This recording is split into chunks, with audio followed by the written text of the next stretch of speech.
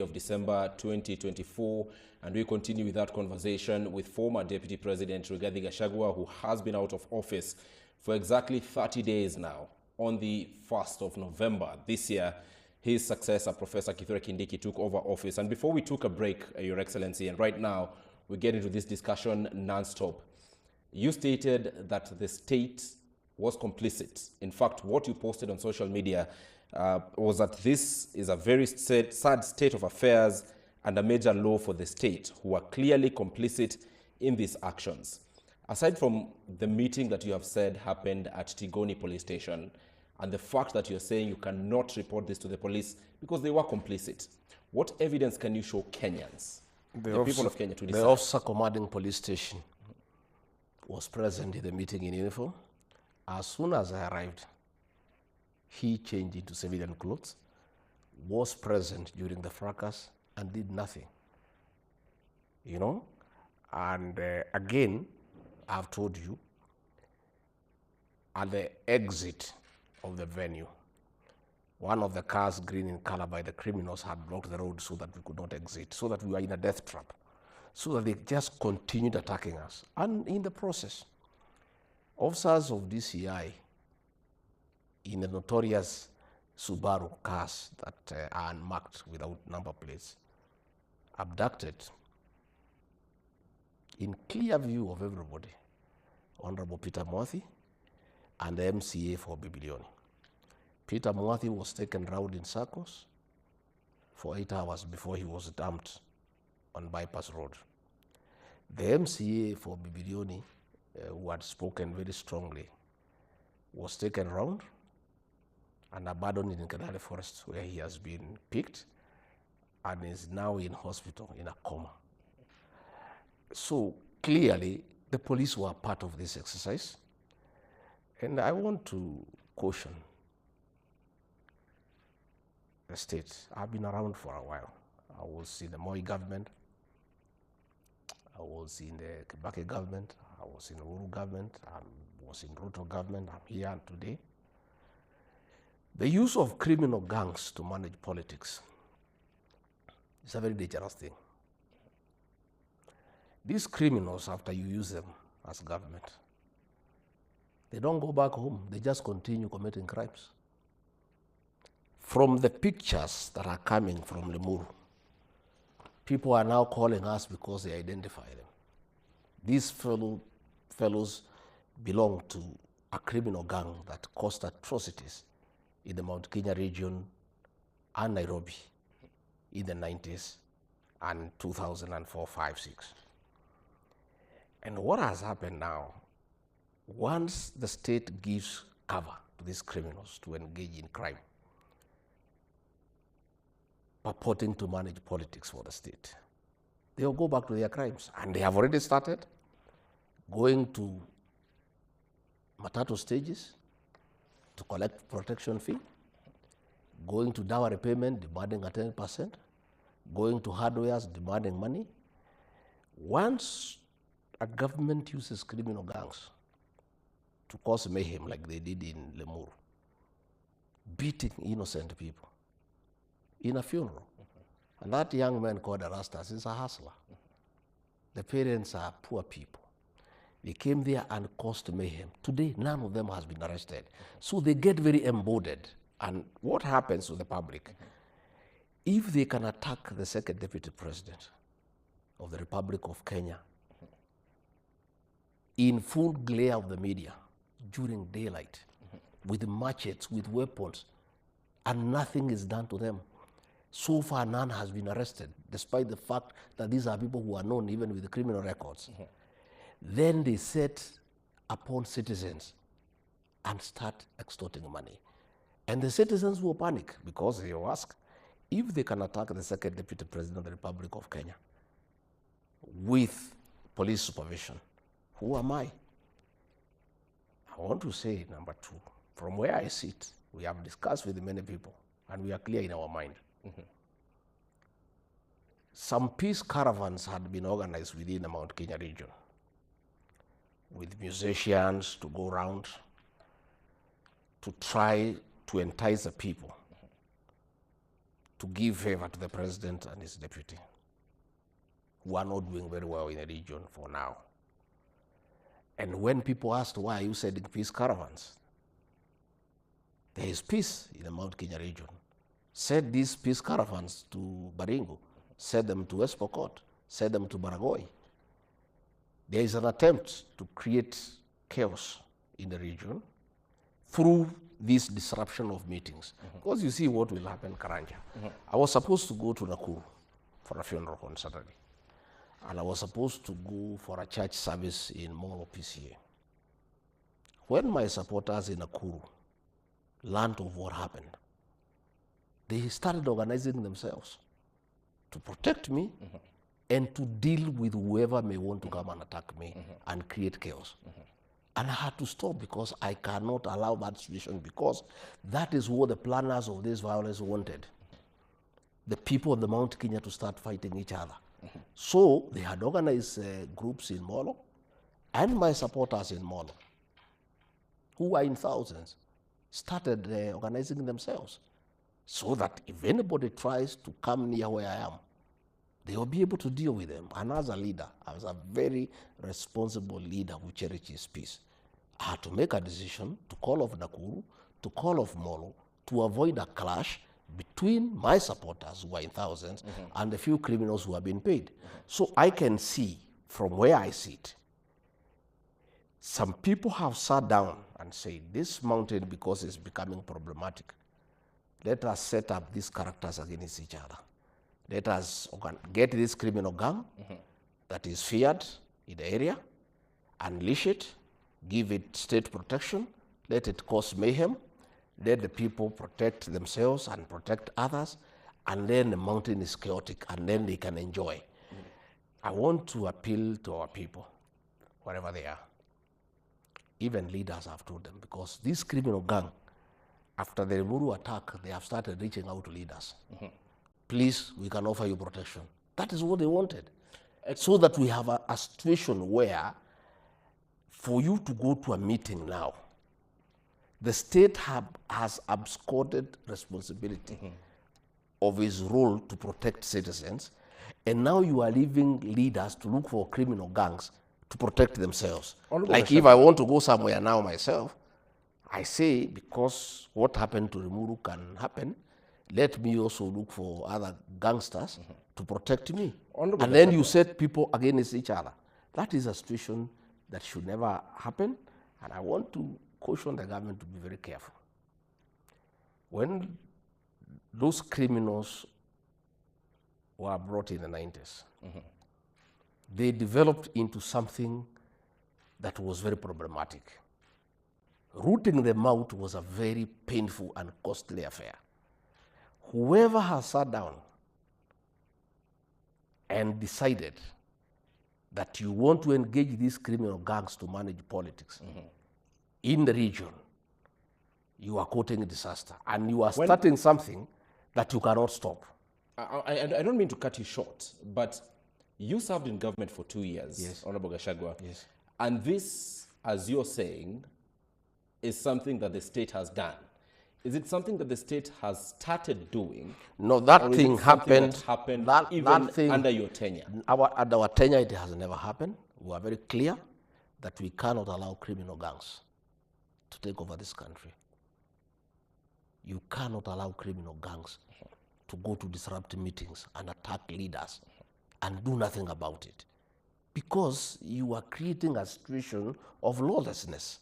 But it was These under your gangs, tenure. these gangs were there. They were introduced in the 90s during the clamor for multipartyism to deal with those who are clamoring for a multi-party state. And they developed into a very big problem going forward. And dealing with it was a very costly affair. From what I can see, and what I saw in Limuru, and what had been organized in Nakuru and in Molo, some people in government have sat down and decided that they want to use criminal gangs to manage politics. Right. Disrupt meetings, scare leaders, like now they really destroyed vehicles belonging to members of parliament so that leaders are scared of going to meetings. Again, is a way of stifling dissent, because I think leaders who move around with me are very vocal about things that are not right in this country. And I think this is a way of trying to scare leaders. But I can tell you, that is not a situation that can go for long, because members of public will not allow it. And members of public will organize themselves, and they will say no. In fact, the people of Limuru are saying, had we known that this gang was coming, because they were all outsiders, none came from that area. The people of Limuru are crying that they did not have information. They say they would have dealt with those characters. We need to take this so we want the forward. state to take over security, secure all meetings, stop using criminal gangs, and arrest those characters, because from the social media, from the videos, these characters are clearly defined and they are known, and people are even putting names to them because they know them. None has been arrested. Instead, they want to harass the senator for Kiambu, Karungo Thangwa. Karungo Thangwa was a victim. I came with him. We came in the same convoy. He was attacked. His vehicle was attacked. And after the incident, he went to DCI headquarters to report this incident. They refused to listen to him. At 10 p.m. at night, they wrote him a letter summoning him to go to Nyeri. The crime happened in Limuru, in Kiambu. They are asking him to go to Nyeri. Yet, the local member of parliament, Mr. Kirago, recorded a statement at DCI headquarters. Why are you calling the senator of Kiambu to go all the way to Nyeri, yet the crime happened in Limuru, in Kiambu? Fair enough. You made your point, Your Excellency, and we need to take this conversation forward. But perhaps the last question about this political intolerance. This culture did not just start. Last year, when you were sitting squarely in office, and when the Azimio la Umoja One Kenya coalition was running protests in the country, and instances in which you led the country because the president was out of the country at this particular time, we saw gangs, we saw people carrying sticks in the streets of Nairobi intending to deal with protesters who are democratically protesting. So is it that it sounds too harsh now that the heat is on you? Let me correct you. That did not happen during the first protest of Azimio. That happened. The one for people carrying sticks happened during the Gen Z protests. Even during the Azimio protests, we had people in the name of business, people protecting their places. Let me say, during the Azimio protests, because at one time or another the president was out of the country, and I was quite clear in my mind with our security apparatus that we must protect the CBD. Yeah, but the protests outside the CBD took on, because the right to protest is enshrined in the Constitution. But destruction of property in the CBD is what we stopped successfully, and it did not take place. Because, you know, this is a country of rule of law, and the work of a government is to protect life and property.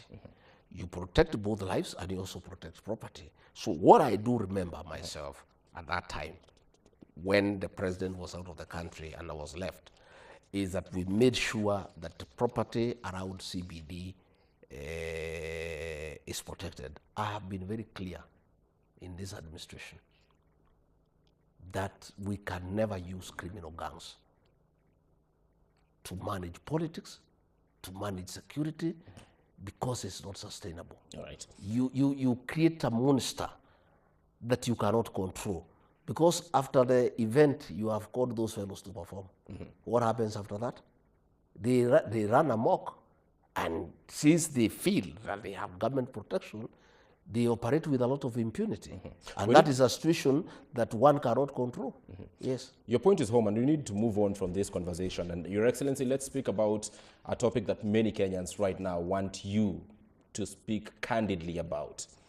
And these are some of the policies and decisions taken by the Kenya Kwanza regime in the past 2 years. You are on record before you left office in an interview with Citizen TV and in an interview with Vernacular, a Kalenjin station, stating that you knew nothing about Kenya's deal with Adani Group, be it JKIA, and every other involved entity. You are on record after you were impeached in a church at AIPCA to say that you advised President William Ruto not to get into the Adani deal. One Gachagua who said, I was not aware, I was reading about this in the papers. The next Gachagua says, I advised the president. I think you have listened to my address to the Kalenjin nation in piecemeal. If you listened to the whole speech, I said I know nothing about it in terms of I was not involved in the formulation of that policy. I was not involved in its implementation. That is what I meant I know nothing about it. Because if you are not, I was in government, I was deputy president, but I was not involved in the Adani deal to that extent. I went ahead to say, but Kenyans are opposed to it. Kenyans are speaking against it, and therefore I am against it. At that time, because I was in office, there is what you call the principle of collective responsibility. I was still the deputy president to President William Ruto. So there are certain things then I could not say, because I was still his deputy. There is still that, relationship. But later on, I have now the opportunity to say what I need to say. I have many things I can say now. But that time I was giving what I needed to give. And I said I was clearly, that matter did not come before the cabinet committee that I chair. It went straight to cabinet. Were you in cabinet when it came to cabinet? Yes, I was. What discussions were there about Adani? I cannot give discussions in cabinet because I'm still bound by the Official Secrets Act. I wouldn't diverge in detail as to what happened in cabinet because that would be irresponsible on my part. But what I can say is that I was opposed to it. And at my own time, privately, I was able to sit with the president and say this is not right. It's a rip-off to the people of Kenya.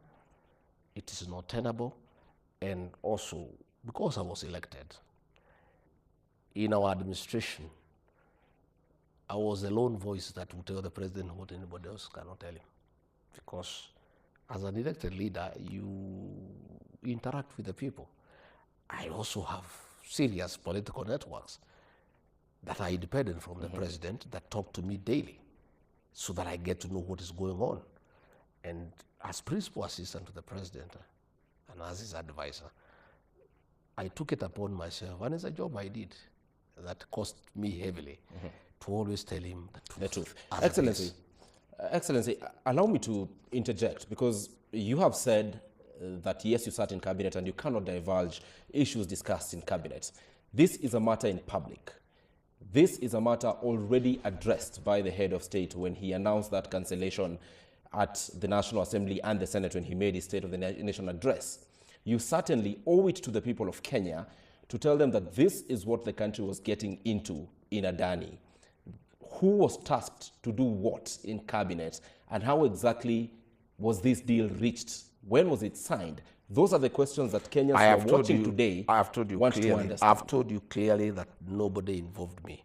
Had it come to the cabinet committee that I chair, I would have had all the details because that is a very exhaustive forum that I used to chair.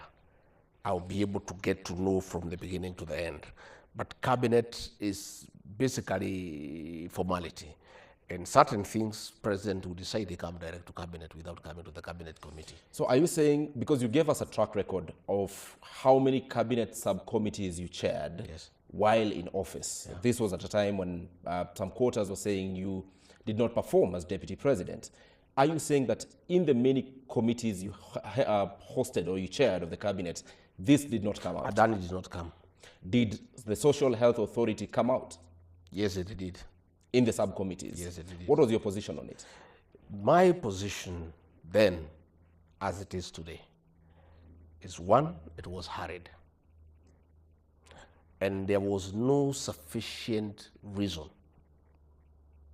to move hastily from NHIF to the new program.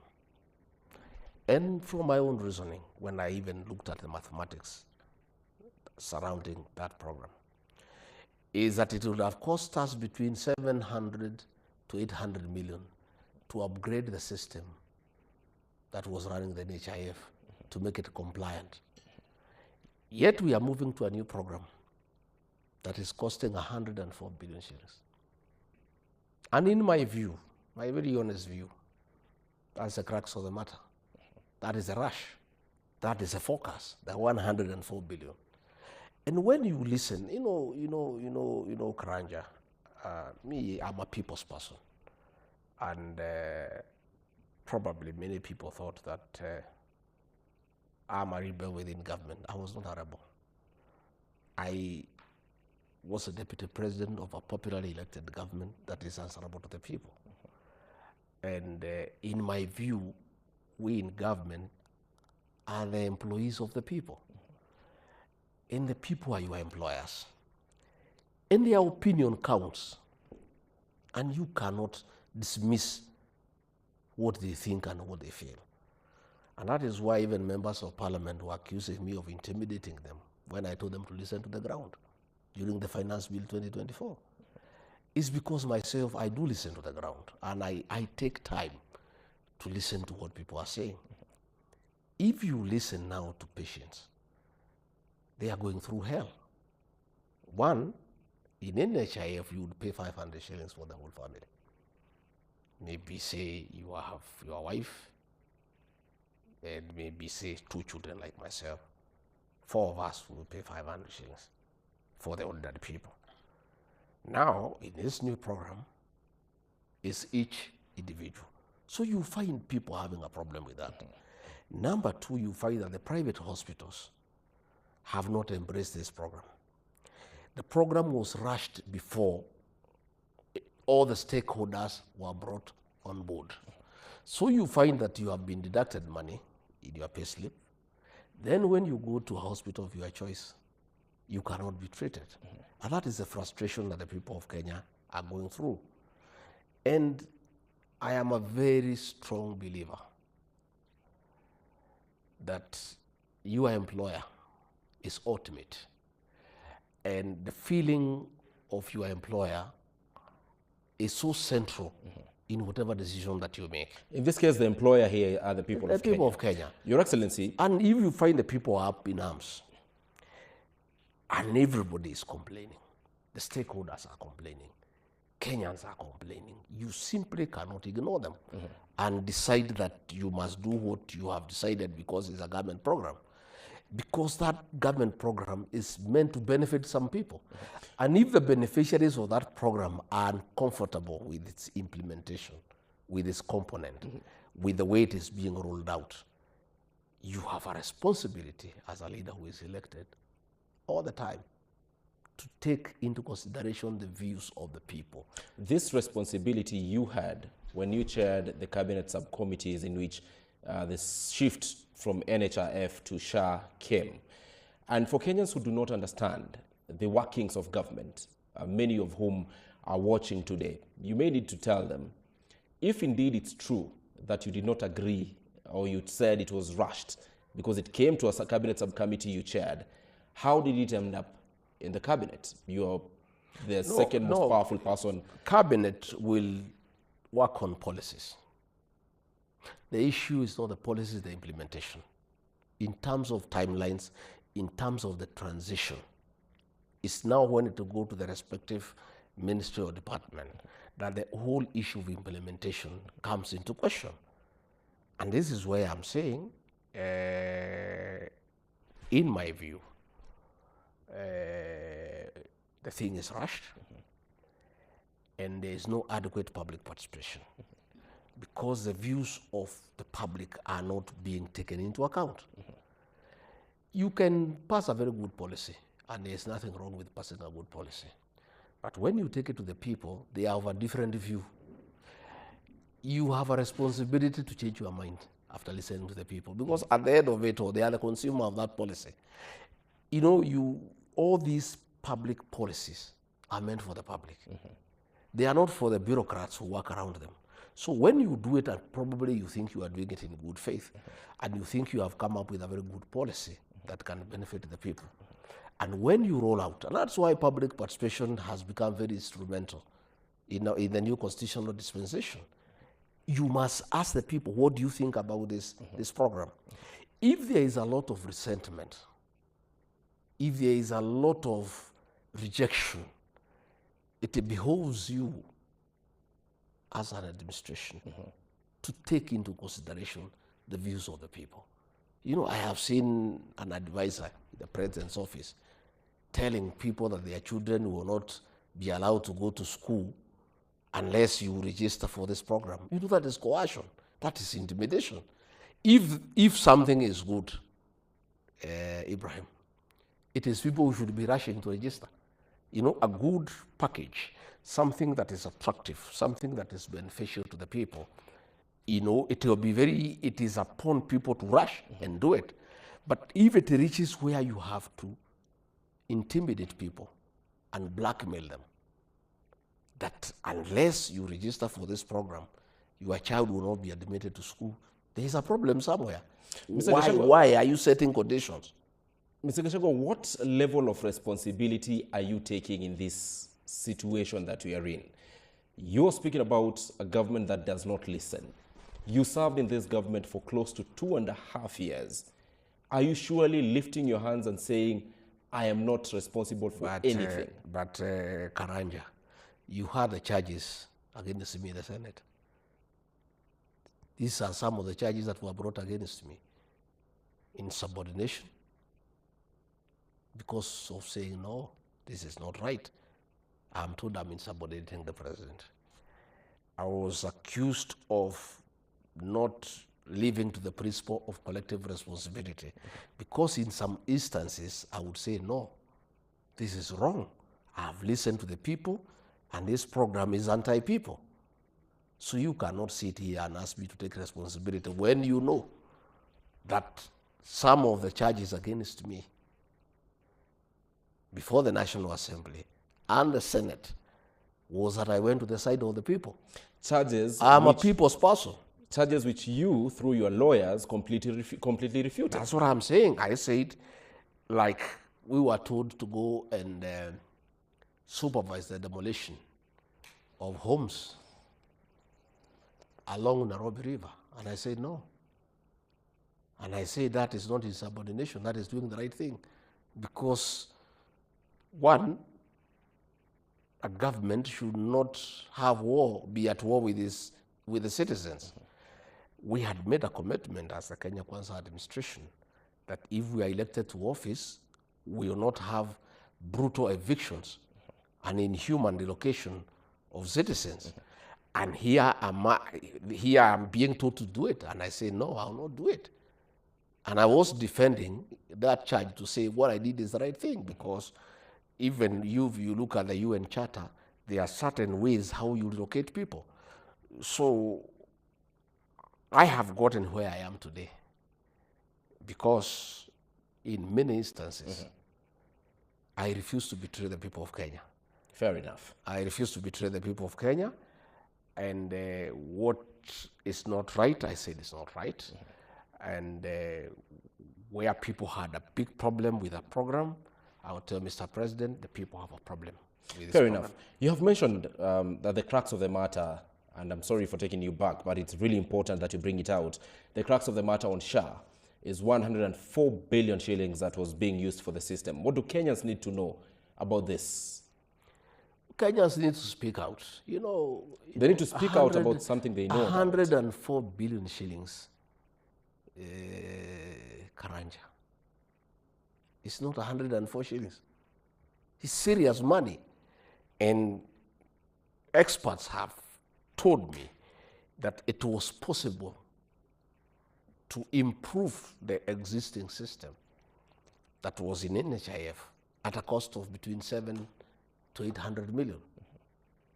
Here we are spending over 100 billion. And from where I sit, when I look at the whole rush of this SHA shift thing, it is because of this 104 billion. That is where the issue is. And because in this you were in cabinet, who was tasked in handling this? Who was tasked? The Ministry of Health. Again, the president works here as a team of economic advisors who do most of the work with him before things can come to cabinet. This is where all these details were worked out. And you have heard that even people in that economic advisory council, their spouses are involved in that system. There's clearly conflict of interest, you know, and the whole thing is not straight. And that is why Kenyans are agitated. Why would you want to spend 104 billion shillings on a system that is not necessary? It was quite okay to improve the existing one, between 700 to 800 million to do the same purpose. So you can see some people somewhere, yeah, are conflicted. And that is why the rush, because for this 104 billion to come out, the thing needs to be rushed. Who are the platform providers on SHA? Because I have seen documents from the Ministry of Health that indicate that for every amount that SHA will be paying for each procedure done or for each service offered, some amount will be heading or directed to a platform provider. I think 25% or something like that. Who are these platform providers? No, I was not involved.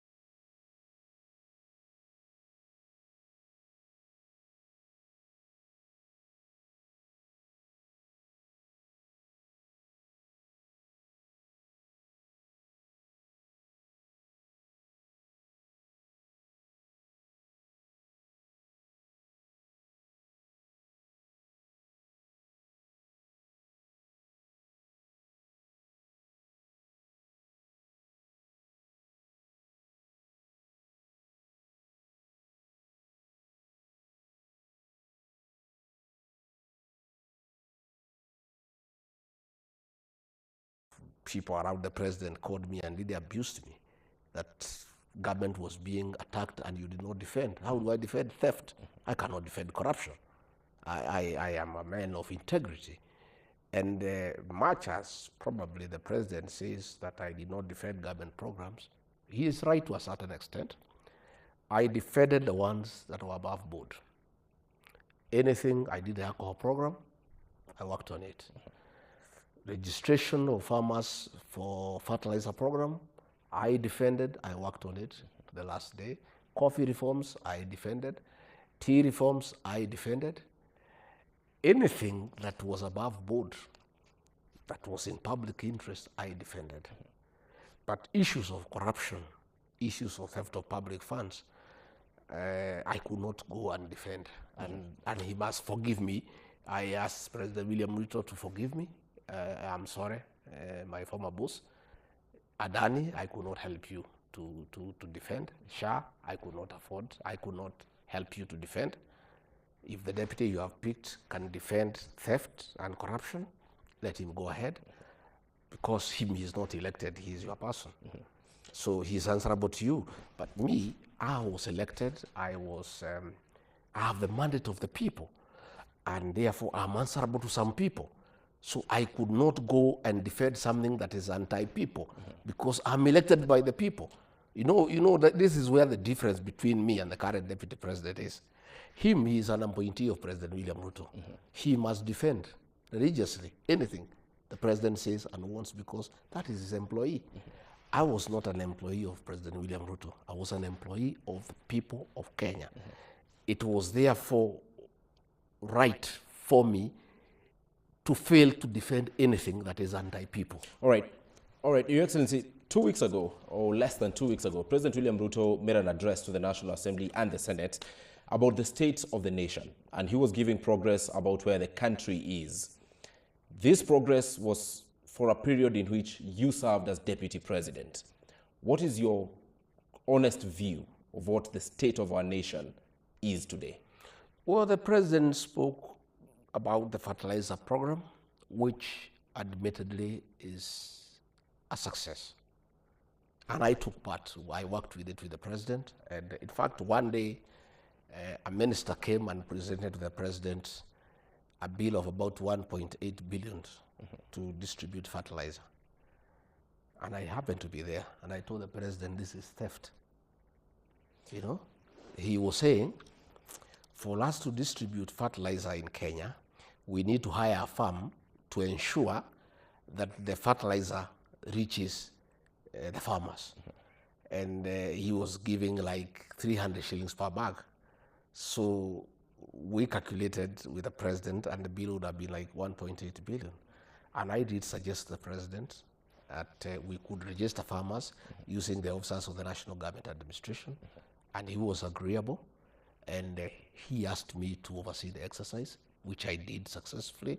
And within 2-3 weeks, we had registered 5 million farmers. And that program is very, very successful.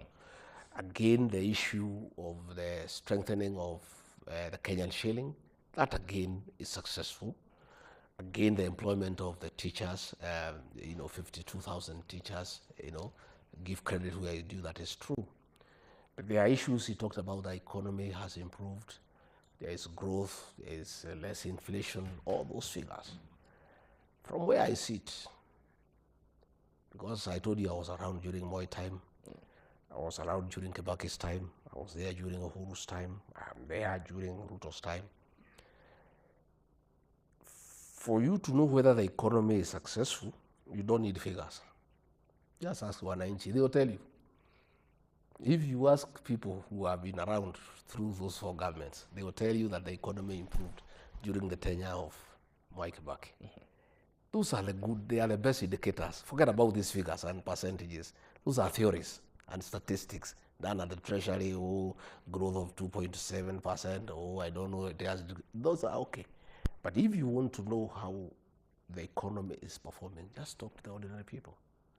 Karanja, you live with this country. Talk to the people. What is your view? Talk to the people. You served in this government for half time. We are not talking about the government now. We are asking. We are saying, we are talking about I'm telling you, Your Excellency, the best people to give you an indication of the economy are the people of Kenya.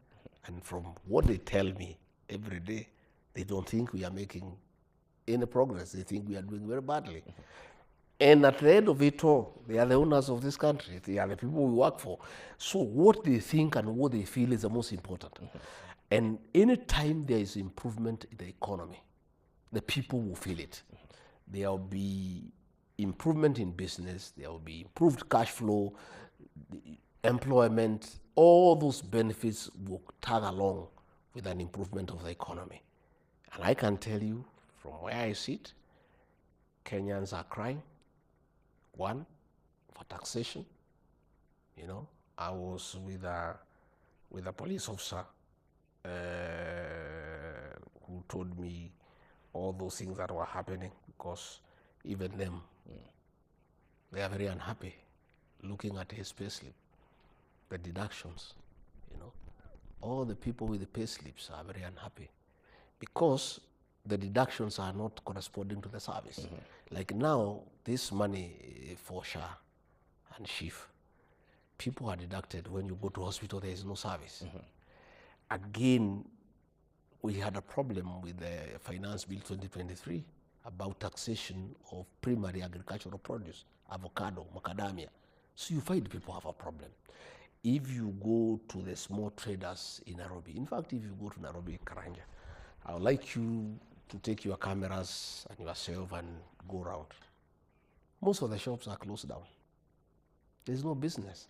And that's a clear indication. If you want to know how the economy is going, go downtown to Nairobi, go to River Road, go to Taveta Road, go to Accra Road, go to Nyamakema, and you find most shops are closed. In fact,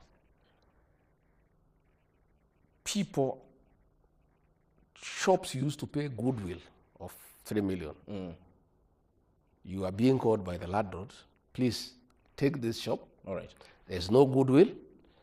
Pay us whatever rent you can afford when you have it, but have the place opened. So I can say that we are not doing well. Those figures the president said, fine, those are figures. But listening to the people of Kenya, moving around the country, moving around downtown, we are not doing very well. And why did we not do well in the 2 years of Kenya Kwanza? During your inauguration, you clearly stated that you took a country that had a dilapidated economy. However, you were stably on the steering wheels with President William Ruto for 2.5 years, and you're giving us a track record that the economy is bad. Why is the country still having a bad economy while you and President Ruto led it for 2.5 years? I think you would have to take time to look for President William Ruto and ask him that question, because he chairs the Economic Council that advises him. I never used to attend that session. All decisions on the economic interventions are done by that team that is chaired by the president. For all of us, ours was just to follow what has been decided at that forum. Okay? Even if we disagreed with it, that decision was final. So at the right time, look for the president and ask him that question. What you're telling us is not what you used to tell us as deputy president. I was the first year, I was very clear that we inherited a difficult country. We inherited an economy that was doing very badly, and we needed to be given time to work on it. And I was so persuaded and so motivated to be part of that, until along the way I found that I am not involved in any of those decisions at all. Mine is to carry out what has already been decided without an input at my level. And that is why I was being accused of not defending government programs. And I have given you the reasons that you can only defend that which you are part of. But if you are not part of that decision, if you are not part of that program, if your input has not been sought, if your views have not been incorporated, then it will be very difficult for you to defend that particular program. Yet from how it looked when you were in public, it appeared like you are deeply involved in every decision. The first year, yes. Up to some point. The second year, you saw me keep quiet on all those things. Let me ask you a direct question. What is your opinion on the housing levy that was introduced on Kenyans on the Finance Bill of 2023, Finance Act of 2023? To be truthful to you, I have told the president countless times that the people of Kenya do not want a housing program. The people of Kenya are of the view that building houses should be left to the private sector. They revisit the tenure of President Mwai Kibaki. President Mwai Kibaki opened the bypasses, built the roads, installed electricity and sewage. And then the houses just came up. Just go through the bypasses, so that you also allow the private sector to thrive. Again, people are of the view that housing is a very personal thing, and people should be allowed to build their own houses at their own time. And that is why you find, many people are not able to tell the president that truth. Many people are not able to tell him that truth. And that is why you found the other day when he was in Embu, he went to talk about that housing, and people told him, no, we don't want it. Because it's reaching there, because you see what is happening to Kenyans. They find everybody else has failed them. MPs are not talking for them. Nobody is talking for them. Then they are left on their own now to address the president directly. It was very unfortunate, because that shouldn't happen ordinarily, where people are shouting at the president. It's not right. It was very awkward for me. But people have reached there, because he was talking about housing so passionately to people who believe it is not right, And many a times, I told the president, Your Excellency, I'm talking to many people. Professionals are talking to me, business people are talking to me, church people are talking to me. People think that we should concentrate on completing the projects that we inherited from President Uhuru Kenyatta. The Mau roads, the bypasses, all roads that are going on, irrigation dams, provide rural electrification. The people of Kenya feel that that is what is a priority. Again, the people wanted us to pay the pending bills, which is about 900 billion. They felt that the issue of housing is really not a priority, and it's a very individual thing, and they feel that it should be left to the private sector, you know. And myself, Karanja, I'm a people's person. Once the people are of that opinion, that becomes my automatic opinion. You know, And that automatic opinion, the president was accusing me of not going to launch housing. It's one of the things repeatedly he would accuse me of. Wewe Rigiji unisaidii kwenda kufungua manyumba nini? Mwambia hii manyumba watu wataki boss. Sasa mimi sitaki kupigana na raia. Unajua hii wananchi ndio wametuajiri kazi. Mwambia rais, tumeajiriwa kazi na hii watu. Sasa hii kitu ya manyumba hii hawataki. You know? Hata tukijaribu kuambia, they are not interested. Because even many times I would go with the president and he would start speaking. Normally he would take between 15 to 30 minutes, depending on the mood he's in and how the crowd is and the reception. So with the time had started, how long he takes. So once he starts and I decide that he'll take 25 minutes, I would go and mix with the people when we are launching those projects. They would clearly just say they are not interested.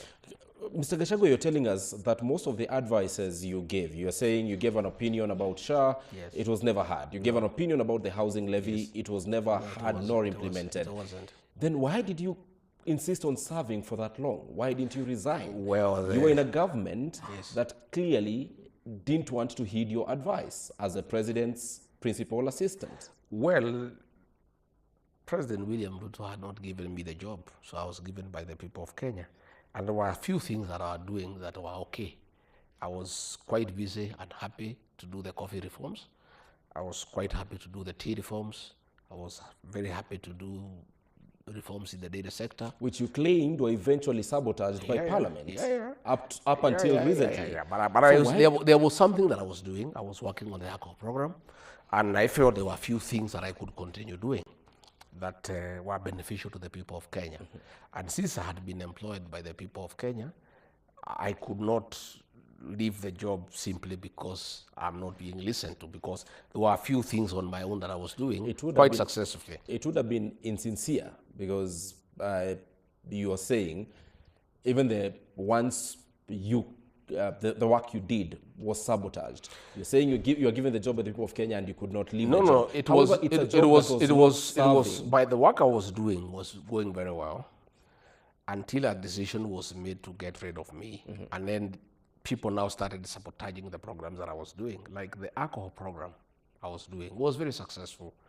I did very serious meetings at the coast, at Eastern, at Central, at Rift Valley, and working with all the stakeholders in the security sector, KRA, KEBS, and everybody else, who were able actually to bring sanity in the villages in terms of drug and alcohol abuse. And my spouse, Pastor Dorcas, was also doing a different program and our office on addiction and rehabilitation. And it was working very well. And I was saying, even if I did nothing else, I was quite happy to remain as deputy president to do that program. But along the way, when a decision was made that I must leave office by way of impeachment, that decision was made about a year ago. So it's been a long struggle for a year. That is when it was decided that I must be removed from office because I'm stubborn, because I'm asking too many questions, because I'm not defending corruption, because I'm not defending programs that cannot be defended. And that is when it started now interfering. The coffee subsector, money that had been voted for the cherry fund, about 4 billion, they only listed 500 million so that I can fail, so that then they can blame me of not working on the coffee sector. All right. You know, people like the KTDA, was involved in the fertilizer program, subsidization of fertilizer for tea. and money was never released so that I could fail. Those things happened the last 1 year. The first 1 year we worked well. I think the last year is when the president decided that I'm too much. He cannot control me. I'm asking too many questions. I'm not a yes sir person. I am difficult. I'm stubborn, in his own words. I'm erratic and all those things he would say. That is when now the good programs that I was doing that were very successful were sabotaged. You've made your point. Yeah. Let's now speak about the current situation. Yeah. We are at a season where we are seeing you actively rallying up the Mount Kenya region. What is your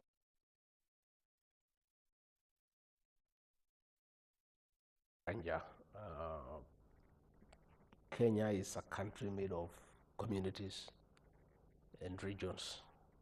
And in our politics, since the advent of multipartyism, no region can govern this country on its own. It's always people coming together and they agreeing on what to do. And all politics is local. Much as I'm a national leader, as you come to the national table, you must come from somewhere and you must bring something on the table. So I come from the Mount Kenya region that President William Ruto asked me to help galvanize to support him, and I did successfully. And he got 87% of the vote. And from where I sit, from the history of that region, whenever it has been divided, it has always gone to the opposition. Any one time it has been united, it has always been part of government, either as a king or the kingmaker. And we learned many lessons in 1992 when we got divided into Fordasili and DP, and 1997. So from 2002, 2007, 2013, 2017, 2022, we were united. So as a deputy president and as a senior leader from that region, I took it upon myself to unite the region for its relevance in the national political discourse, so that when we engage other Kenyans, we engage from a position of strength and respect. And one of the issues that we disagreed with the president was my refusal for him to create division in the mountain, because the president wanted to have counties that he would control directly without the center. And I saw danger in that politically for the region in future. And I was telling him, no, we can't divide the mountain. The mountain supported you as one. It should remain as one. And I started that agitation to unite the mountain successfully. And at a certain point, I think he was advised that it is possible to divide the Mount Kenya east and west. And they try to do that, but it cannot work. And I'm sure the day we were in Embu, he went home knowing that the mountain is one. In fact, the leaders who were there who were cheered wildly were from the west by the people of the east, President Uhuru Kenyatta and I. And there was somebody from the east. The mountain is one. So going forward, even as I'm out of office, I have a responsibility as a leader from that region to continue working on our unity, to continue telling our people that their relevance in the national political discourse will be informed by their unity of purpose. And I'm very happy that the ordinary people from that region are united to a man. And the division is only at the leadership level, because there is interference from other people from outside. But the ordinary people are one. So with this information, then what does your future hold? Are you seeking to unite the mountain so that you can get to join, to form coalitions? Are you seeking to unite the mountain? Not necessarily. I'm just being responsible as a leader from the area, because the region looks upon me to guide on how we move on. After this impeachment, there was a lot of confusion and disquiet. Now what happens to the region? Where are we moving from here? So I have a responsibility to put our people together. And I don't need to be deputy president to do that. I'm a leader who is accepted in that region and loved by the people of that region, because they know me and they believe in me. And I am consulting a lot I am not working alone. We are talking with other political leaders. We are talking with other political parties. We are talking to church leaders. We are talking to professionals. We are talking to business people. We are talking to the young people. And this consultation is very extensive. It will take this December and the bigger part of January. I'm sure early February we'll have come up with something we can give to our people. You've said you're talking with other political leaders, yes. And there has been talk out there that you are headed to join forces with Wiper leader Kalonzo Musyoka, Eugene Wamalwa, Natembeya, and those I think leaders. I think people are jumping the gun. Kalonzo Musyoka and Eugene Wamalwa are great leaders of this country, and definitely we can work together. Absolutely. And of course, myself and the people of the mountain were very happy with the stand Kalonzo Musyoka took during the impeachment to stand with me. And our people are normally very grateful people. They remember good deeds. And we have listened to what Kalonzo is saying, and we like what he is saying. So there are opportunities that we can always work together. And in fact, there was a cultural meeting between the Gikuyu, the Embu, and the Meru, and the Akamba, trying to coin something that they work together. And I want to encourage, that's a very good discussion, because you know the Akamba people are our cousins. In fact, it's unfortunate we had not been talking earlier, but you know, God's timing is always the best. So, but we have not agreed on any alliance with anybody. What is happening is that leaders who are like-minded talk with each other. But before we can even come to that, you cannot go to discuss with other people before you put your house in order. We need to put our house in order. And the mountain, we made serious mistakes in 2022. Political miscalculation and clear lack of good strategy. And I own up on behalf of the region. Is this about getting into UDA without your own political That's party? what I'm saying. We made many mistakes, and I own up. And I really want to apologize to the people of Mount Kenya region. All right.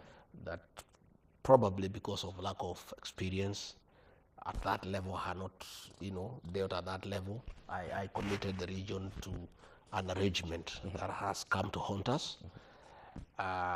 In my community, there is a saying that doing something wrong, something bad is not wrong. What is bad is repeating it. We have learned very hard lessons, very painful lessons, that we went to a marriage without proper arrangement, and we were left at the mercy of the president, which should never happen in politics.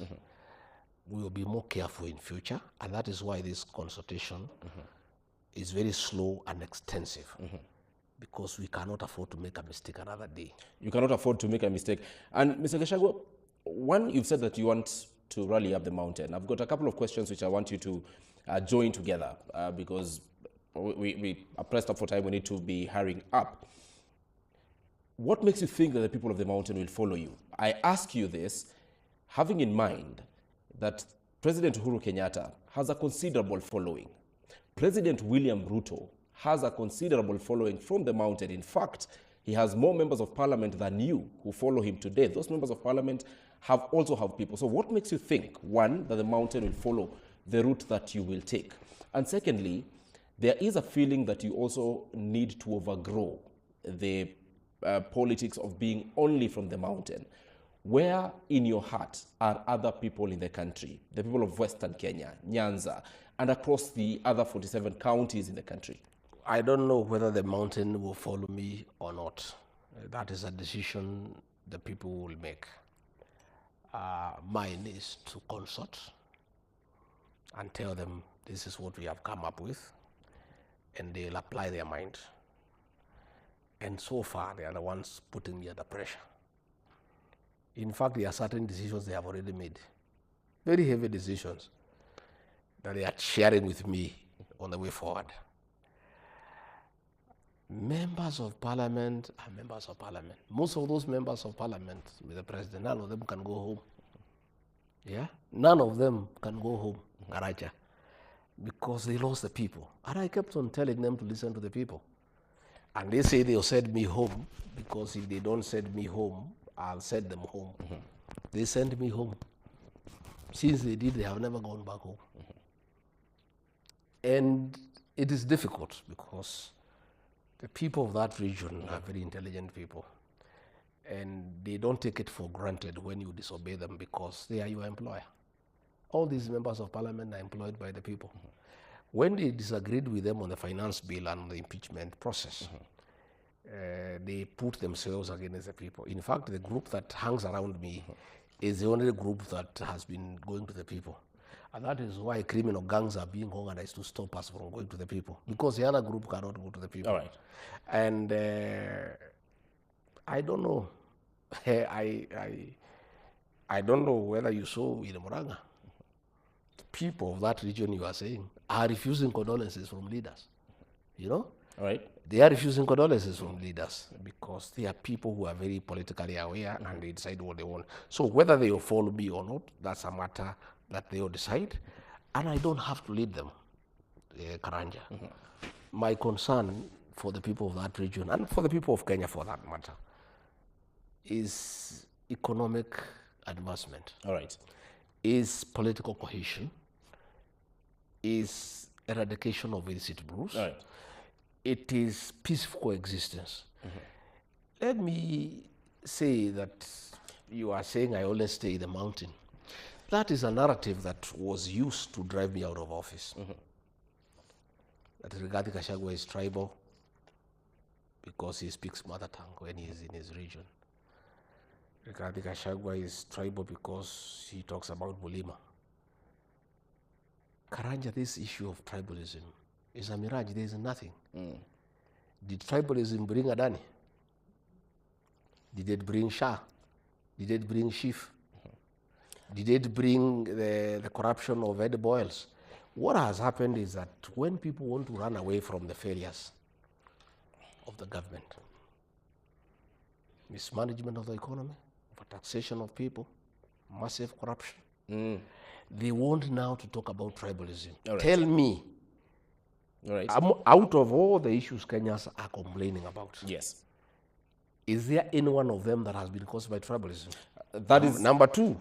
That is a question. That is a question I would want you to. I would want us to get into once we come from this break. In fact, part of the other questions I would want you to answer is some of your allies are saying President William Ruto, by getting you out of his government, decided by himself to become a one-term president.